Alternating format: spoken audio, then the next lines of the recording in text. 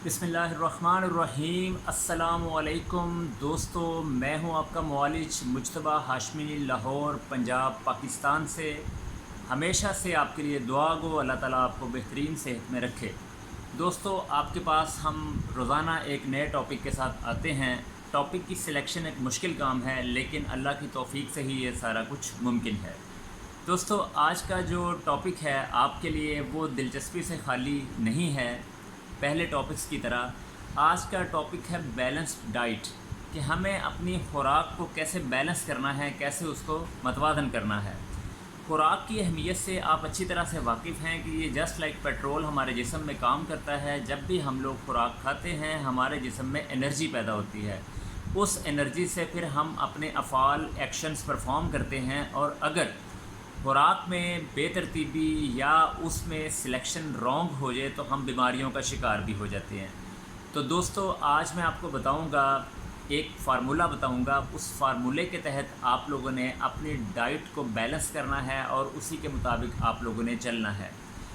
खुराक की अहमियत से आप लोग बहुत अच्छी तरह से वाकिफ़ हैं कि बग़ैर खुराक के हम ज़िंदा नहीं रह सकते और हमें बहुत सारे मसाइल का सामना करना पड़ सकता है। आप लोग ने चंद एक चीज़ें सुनी होंगी अपनी रोज़मर्रा ज़िंदगी में कि हमारे जिस्म में कैल्शियम की कमी होने से हमारी हड्डियां कमज़ोर हो जाती हैं, हमारे दांत कमज़ोर हो जाते हैं और हमारे हाथ पैर जलने लग जाते हैं। दोस्तों, ऐसा इसीलिए होता है कि हमारी डाइट में कैल्शियम वाले अज्ज़ा कम होते हैं, तो हम लोग इन मसाइल का शिकार हो जाते हैं। इस तरह से दोस्तों, जब हम गोश्त खाने लग जाते हैं और गोश्त पर ही हम इन्हिसार करने लग जाते हैं, तो भी हमारे जिस्म में बैलेंस्ड डाइट की डेफिनेशन डिस्टर्ब हो जाती है। इसी तरह से दोस्तों, जब हम सब्ज़ियां खाने लग जाते हैं और वेजिटेरियन कहलाना बड़ा फ़ख्र समझते हैं कि हम वेजिटेबल पे सारा गुजारा करते हैं, तो हमारा जिस्म, हमारे मसल्स वो एनर्जी जो कि गोश्त से हासिल होने वाली है उस तक वो नहीं पहुंच पाता, तो हम लोग अगेन बीमारियों का शिकार हो सकते हैं। तो दोस्तों, जो बैलेंस डाइट है उसकी अगर बात की जाए तो वो डाइट होती है जो हमारे जिस्म को बैलेंस रखे, हमारे जिस्म के तमाम मिनरल्स, हमारे जिस्म के तमाम सॉल्ट्स, उनको वो पूरा करने की पूरी सलाहियत रखे। हम लोग जब दूध का इस्तेमाल करते हैं तो हम बड़े हैप्पी होते हैं कि किसी ज़माने में ये कहा जाता था कि दूध एक मुकम्मल ग़िज़ा है, लेकिन दोस्तों हम लोग उसमें भी बाज़ औक़ात गलती कर जाते हैं। या तो दूध खालिस मुयस्सर नहीं आता, और अगर मुयस्सर आता है और हम अगर बलगम की ज़्यादती का शिकार हैं, मोटापे का शिकार हैं, तो हमें वो दूध बजाय फ़ायदा देने के नुकसान भी दे सकता है। इसका मतलब है कि बैलेंस डाइट के साथ भी एक काबिल मुआलिज का आपके पास होना बहुत ज़रूरी है, जो कि आपको गाहे बगाहे अच्छे मशवरों से नवाजता रहे और आप अपनी खुराक में उन अशिया को निकाल दें जिन अशिया की फ़िल वक्त या उस वक्त आपके जिस्म को ज़रूरत नहीं है। तो दोस्तों, अगर आप ये देखें कि दालें हम जब खाते हैं तो दालों पे हमारा इन्हिसार, ज़ाहिर सी बात है कि किसी ज़माने में ये कहा जाता था कि दाल जो है वो निभा कर जाती है आपके साथ हर हाल में, लेकिन आजकल दालों की महंगाई ने भी दालों को हमारे लिए नायाब कर दिया है। और फिर साफ़ सुथरी ग़िज़ा, ये तो हमारा बुनियादी उसूल है कि उससे हम पीछे नहीं हट सकते। दोस्तों, वाइट मीट के हवाले से हमें बड़ा प्रमोट किया गया कि हम वाइट मीट यूज़ करें, और बेसिकली उसके पीछे वो एक पूरी टीम थी कि जिसने ब्रायलर को प्रमोट करना था और आपको रेड मीट से दूर करना था। ठीक है, रेड मीट आपकी जिस्म की बहुत ज़्यादा ज़रूरत नहीं होता, और वाइट मीट चूँकि जल्दी हज़म हो जाता है, लेकिन दोस्तों उसमें ग़िज़ाइयत इनफैक्ट बिल्कुल भी नहीं होती। जस्ट आप अपना पेट ही भरते हैं और कुछ नहीं करते। मछली के हवाले से हम ये बात करें तो मछली नो डाउट किसी तारीफ़ से खाली ग़िज़ा नहीं है, लेकिन आजकल मछली की भी जो फार्मिंग आर्टिफिशली हो गई है, उससे मछली के भी वो फ़वाइद हमें हासिल नहीं होते कि जो फ़वाइद हम चाहते हैं। गोश्त की बात की जाए तो गोश्त के बारे में अक्सर ये कहा जाता है कि कसाइयों से तो आपको अच्छा गोश्त मिल ही नहीं सकता। उन्होंने बीमार जानवर, कमज़ोर जानवर, लागर जानवर, करीबुल मर्ग जानवरों को ज़बह करना होता है, और बाज़ का खुदा न खास्ता मुर्दा ही वो کھال اتار کے لے آتے ہیں اور آپ کو کھلا دیتے ہیں۔ تو دوستو اس میں بھی ہمیں بڑی احتیاط برتنی پڑتی ہے، یعنی ہمیں انحصار تو کرنا پڑتا ہے اپنی غذا کے لیے، لیکن بہر صورت ہمیں خود بھی ہوش مندی کا مظاہرہ کرنا چاہیے تاکہ ہم کسی بھی غلطی کی وجہ سے ہم اپنا نقصان نہ کر بیٹھیں۔ اسی طرح دوستو چکنائی یعنی کہ فیٹس، یعنی کہ آپ کا آئل، یعنی کہ آپ جب اپنے غذا میں گھی کا استعمال کرتے ہیں تو اس میں بھی ڈالڈا گھی، وہ آپ کی ساری جسے کہتے ہیں محنت میں پانی پھیر دیتا ہے، وہ آپ کی آرٹریز میں جا کے جم جاتا ہے، ہارٹ کے مسائل آپ کے شروع ہو جاتے ہیں، اور آپ یعنی کہ صحت کی طرف جانے کی بجائے بیماریوں کی طرف آپ کا رخ جو ہے وہ ہو جاتا ہے۔ تو آپ نے اس میں بھی دیسی گھی کسی زمانے میں بڑا لازم ہوا کرتا تھا ہمارے کھانوں میں، لیکن ہم نے اس کو بھی چھوڑ دیا اور دیسی گھی کے خلاف ایک پورا سمجھ لیں کہ ایک پوری ٹیم اس کے خلاف کھڑی ہوگی کہ یہ تو ہارٹ پیشنٹ کے لیے بڑا نقصان دہ ہے، لیکن الحمدللہ خالص چیز کی ایک اپنی ویلیو ہوتی ہے، اور آج وہی لوگ آپ کو دیسی گھی استعمال کرنے کا مشورہ دیتے ہیں۔ دوستو وٹامنس بہت ضروری ہیں، ملٹی وٹامنس، بہت سارے وٹامنس جو ہیں وہ آپ کے جسم کے لیے بڑے ضروری ہیں، اس میں بھی ڈاکٹرز آپ کو عموماً مشورہ دیتے ہیں کہ آپ اپنی ڈائٹ میں وائٹامنس کے حوالے سے بھی آپ یہ دیکھ لیجیے گا کہ پھلوں میں وہ موجود ہیں، سبزیوں میں وہ موجود ہیں، آپ ان کو بھی موسمی پھلوں کو ضرور استعمال کریں اور انہی کو سلیکٹ کریں،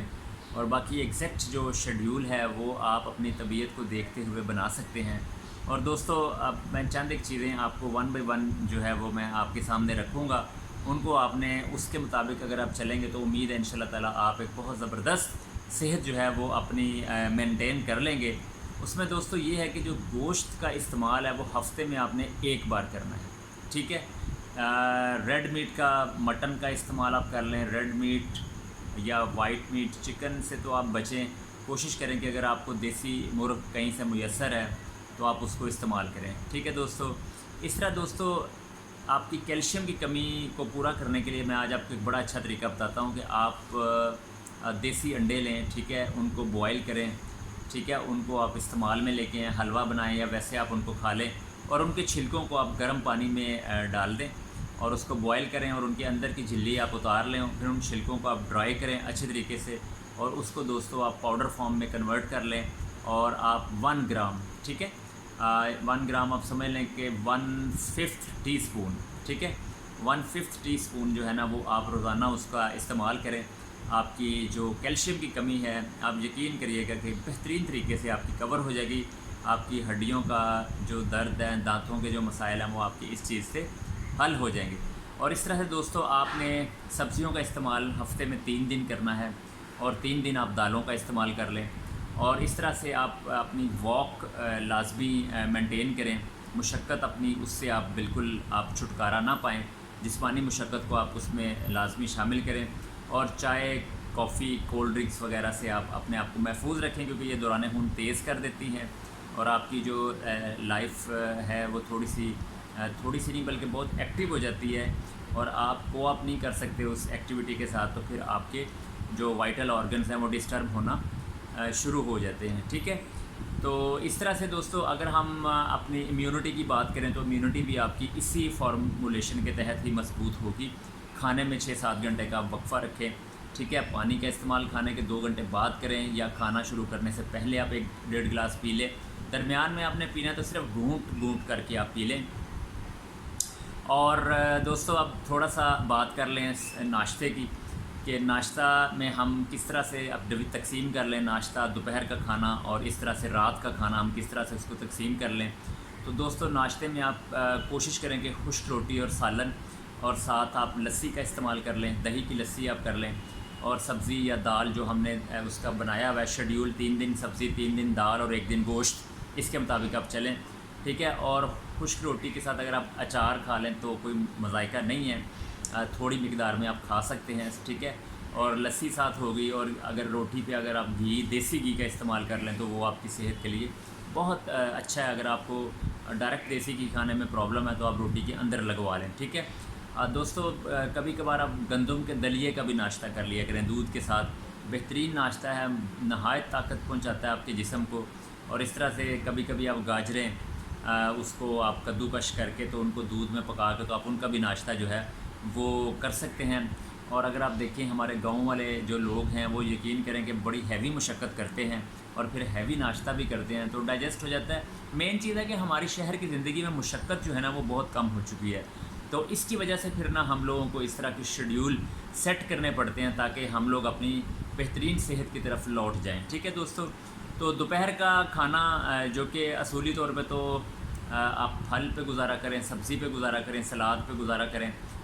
دوپہر کو آپ ہیوی غذا نہ کھائیں، لیکن بہرحال ہماری بعض اوقات عادت سی بن جاتی ہے، ہم اس سے ایوائڈ نہیں کر سکتے۔ تو ایک چیز جو بڑی ضروری ہے وہ آپ اپنے ذہن میں رکھ لیں، سلاد کھائیں یا پھل کھائیں، دوستو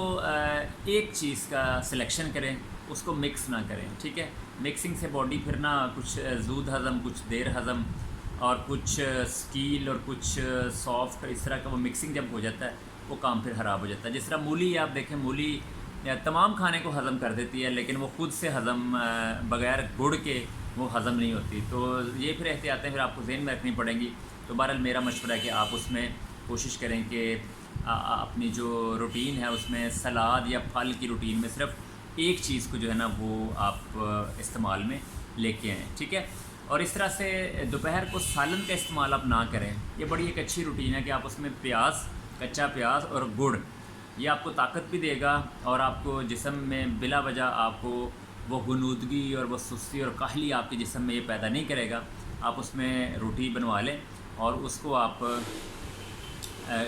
کچا پیاز اور آپ گڑ کے ساتھ اس کو جو ہے نا